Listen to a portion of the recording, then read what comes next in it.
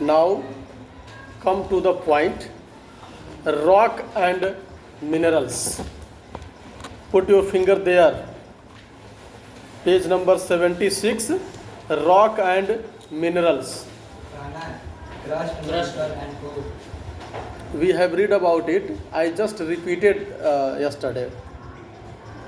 हमने इसको पढ़ा है पहले. मैं कल उसको रिपीट कर रहा था, कि दोहराने के उद्देश्य से वो चल रहा था. समझ रहे हैं? हमने उसको पढ़ लिया था. The crust of the earth is made up of rocks and minerals.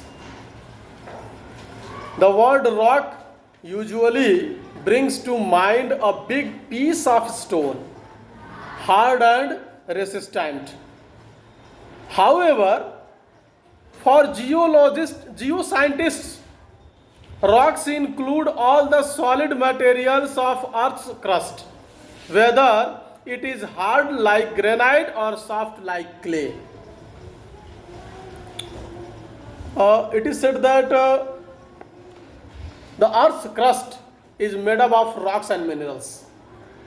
We have already read that there are three main layers of the earth. Which three layers? Crust, mantle, core. So the first layer of the earth crust is made up of rocks and minerals. यानी कि crust जो है rocks और minerals से बना हुआ है. Rock यानी कि चट्टान, पत्थर कह सकते हैं, और मिनरल्स यानी कि खनिज पदार्थ. बात समझ में आ रही है? मिनरल्स यानी कि खनिज पदार्थ, रॉक्स यानी कि चट्टान या पत्थर. तो अर्थ का जो क्रस्ट वाला लेयर है वो रॉक्स और मिनरल्स से बना हुआ है. कह रहे हैं जिसमें रॉक का सेंस यानी कि रॉक का मतलब जो है पत्थर के एक बहुत बड़े टुकड़े से है, यानी कि एक बड़े के टुकड़े से रॉक्स का मतलब ये कि रॉक का मतलब होता है पत्थर. रॉक का मतलब क्या होता है? पत्थर, स्टोन, चट्टान. जो हार्ड यानी कि कठोर होता है. हार्ड यानी कि कठोर होता है. एंड वैसे तो हालांकि जो जियो साइंटिस्ट हैं, जियो साइंटिस्ट जिनको जियोलॉजिस्ट भी बोलते हैं, भूगर्भ वैज्ञानिक जिनको कहते हैं, क्या कहते हैं? भूगर्भ वैज्ञानिक, यानी कि पृथ्वी के विषय में अध्ययन करने वाला जो वैज्ञानिक है उसको जियो साइंटिस्ट बोलते हैं या जियोलॉजिस्ट बोलते हैं. बात समझ में आ रही है?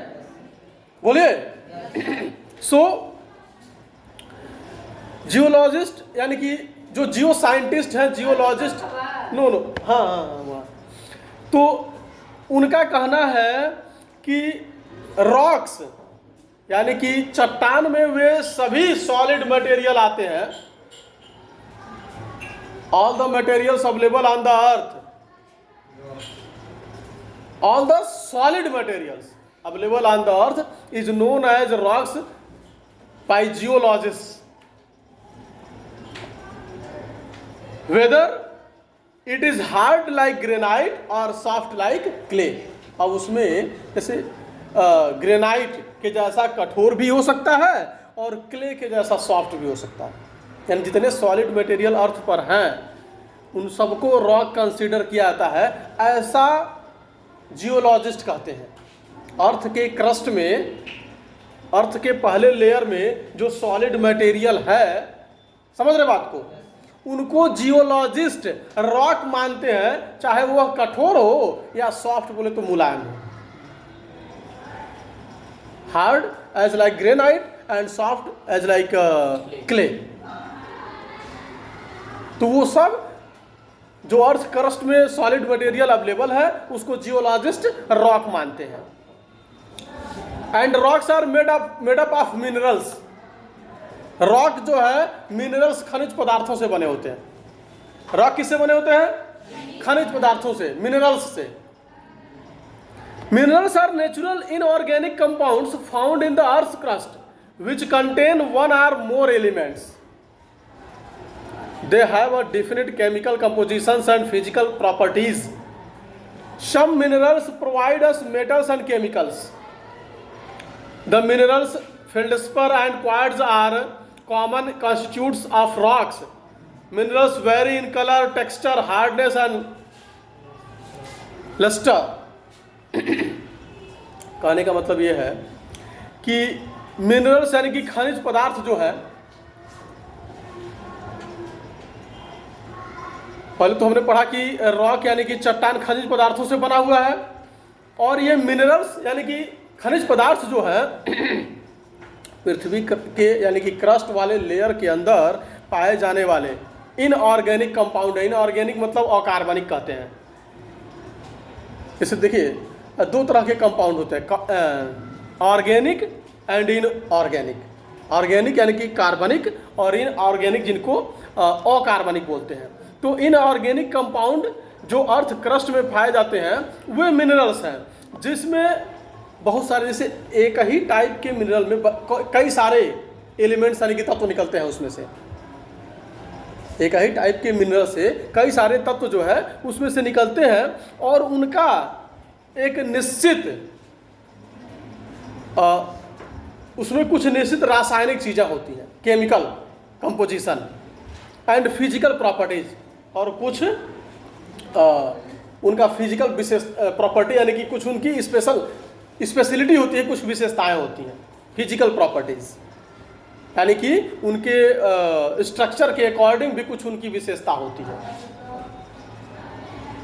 फिजिकल मतलब बाह्य या भौतिक कहते हैं। And some minerals provide us metals and chemicals. कुछ मिनरल ऐसे हैं जो हमको मेटल्स प्रोवाइड करते हैं, केमिकल प्रोवाइड करते हैं, जैसे petrochemicals. Do you here about petrochemicals? Petrochemicals विषय में सुने आप? पेट्रोकेमिकल्स बोलो तो पेट्रोल, डीजल, गैस, यस। तो पेट्रोकेमिकल्स जिसमें जैसे जब अर्थ के नीचे से पेट्रोकेमिकल्स यानी पेट्रो पदार्थ को निकाला जाता है तो उसको रिफाइन करने के बाद, बात समझ रहे हैं, उसको रिफाइन करने के बाद उससे पेट्रोल तैयार होता है, डीजल तैयार होता है, गैस भी निकाला जाता है। आ रही बात समझ में? हाँ, केरोसिन भी बनाया जाता है। साथ ही साथ जैसे जो फ्यूल एरोप्लेन वगैरह में यूज होता है वो फ्यूल अभी पेट्रोल, डीजल, केरोसिन से भी बेहतर क्वालिटी का होता है। तो ये सारी चीज़ें पेट्रोकेमिकल्स को रिफाइन करने के बाद प्राप्त होती हैं। बात समझ रहे हैं? पेट्रोकेमिकल को रिफाइन किया जाता है, उसको शुद्ध किया जाता है, तो उसमें से ये सारी चीज़ें प्राप्त होती हैं। तो वही कह रहे हैं कि बहुत सारे ऐसे मिनरल्स हैं जो हमको मेटल्स और केमिकल्स प्रदान करते हैं, मेटल्स और केमिकल्स देते हैं। कुछ मिनरल्स जैसे कि फेल्डस्पर और क्वार्ट्ज, ये मिनरल्स का नाम है जिसमें रॉक्स पाए जाते हैं, चट्टान। And minerals vary in colour, texture, hardness, lustre, यानी कि मिनरल्स खनिज पदार्थ, अलग अलग मिनरल्स जो है उनका रंग अलग अलग हो सकता है, उनका बनावट अलग अलग प्रकार का हो सकता है। अलग अलग तरह के मिनरल्स यानी खनिज पदार्थ जो है उनका रंग, बनावट, उसका कठोरता उसकी, या उसमें कुछ जो नमी की मात्रा है, वो सारी चीज़ें वो अलग अलग प्रकार की हो सकती हैं। जरूरी नहीं है कि जितने मिनरल्स फाइंड आउट होंगे, ढूंढे जाएंगे या प्राप्त किए जाएंगे, वे सब एक जैसे होंगे, ऐसा नहीं है। Rocks do not have a definite chemical composition. Rock में डिफिनिट केमिकल कंपोजिशन नहीं होता है, यानी कि रॉक्स का जो केमिकल कंपोजिशन है, रासायनिक जो उसका मिश्रण है या उसका ढांचा है, जो चीज़ें हैं उसमें, वो डिफिनिट नहीं है, यानी कि निश्चित नहीं है। Some rocks contain useful minerals from which metals like iron, copper and gold can be extracted. कुछ रॉक ऐसे हैं जिनके द्वारा उपयोगी, which minerals from some rocks contain useful minerals. कुछ ऐसे रॉक हैं जिनमें बहुत सारे उपयोगी मिनरल्स निकलते हैं, होते हैं, which metals like iron, copper, gold, जिसमें कुछ धातु तैयार किए जाते हैं, जैसे आयरन है, कॉपर है, गोल्ड है। बात समझ रहे हैं? इसे देखिए कुछ रॉक यानी कि चट्टान ऐसे हैं जिसमें कुछ उपयोगी मिनरल्स होते हैं जिनसे मेटल तैयार होता है। कुछ रॉक्स यानी कि चट्टान ऐसे हैं जिसमें उपयोगी मिनरल्स होते हैं जिनके द्वारा मेटल प्रिपेयर किए जाते हैं, निकाले जाते हैं, बनाए जाते हैं। जैसे आयरन, लोहा, या फिर कॉपर, तांबा, या गोल्ड, सोना। जैसे जब माइंस में से गोल्ड निकाला जाता है तो वो पत्थर के जैसा ही दिखता है, बस उसका कलर येलो दिखता है, जैसे गोल्ड येलो कलर का होता है ना। तो वो पत्थर के जैसे ही होता है, लेकिन उसको रिफाइन करके प्योर किया जाता है, शुद्ध किया जाता है। बात समझ में आ रही है? उसको रिफाइन करके शुद्ध किया जाता है। जैसे अभी हमने बोला था शायद इसी में ना कि हाँ, साउथ अफ्रीका में 3.5 किलोमीटर, 3.5 किलोमीटर नीचे तक जाकर सोना निकालने का काम किया गया, गोल्ड। पढ़े थे हम लोग ना, याद है? 3.5 किलोमीटर नीचे तक जाकर गोल्ड निकालने का काम किया, जो अर्थ के क्रस्ट पर जो है सबसे गहरा पॉइंट है, वो डीपेस्ट पॉइंट, जहां से मिनरल्स निकाला गया है। आ रही बात समझ में? These minerals are called ores. तो ये जो मिनरल जिनसे मेटल तैयार होता है, जैसे आयरन, कॉपर, गोल्ड, इनको बोलते हैं ओर्स। क्या बोलते हैं? Ores, ORES। ओर्स का मतलब होता है अयस्क। ओर्स को हिंदी में कहते हैं अयस्क। जैसे मान लीजिए आयरन हुआ तो आयरन ओर, क्या? आयरन ओर यानी कि लौह अयस्क। इसका मतलब ये होता है कि जैसे अभी वह लोहा यूज करने लायक नहीं है, अभी वो माइंस से निकाला गया है, उसको रिफाइन किया जाएगा, तब वो यूज होगा। बात समझ में आ रही है? बोलिए। जैसे देखिए पता नहीं आप जानते हैं कि नहीं, लेकिन हमारे यहाँ यानी कि अपने देश में पेट्रो जो केमिकल्स हैं वे बहुत अधिक मात्रा में नहीं पाए जाते हैं। हिंदुस्तान में यानी कि भारत में पेट्रो केमिकल्स बोले तो पेट्रोल, डीजल, केरोसिन एक्सेट्रा बहुत अधिक मात्रा में नहीं पाए जाते हैं। तो हम लोग पेट्रो केमिकल्स को बाहर से खरीदते हैं। बात समझ रहे हैं? उसको हम लोग बाहर से खरीदते, लगभग 85% हमें बाहर से खरीदना पड़ता है। सीधे बैठे, सॉरी,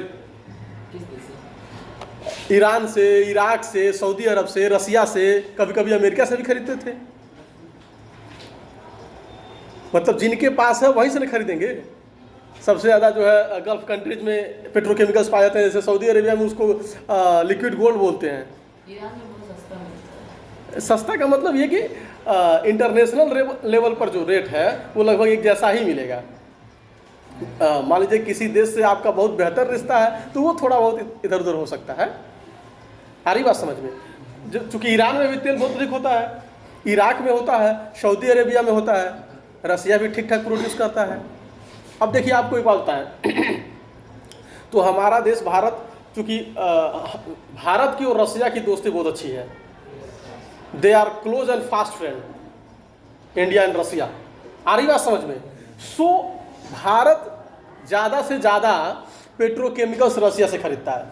अब आपको जानकर आश्चर्य होगा कि 85% तो हमें खुद दूसरे देश से खरीदना पड़ता है अपना काम चलाने के लिए।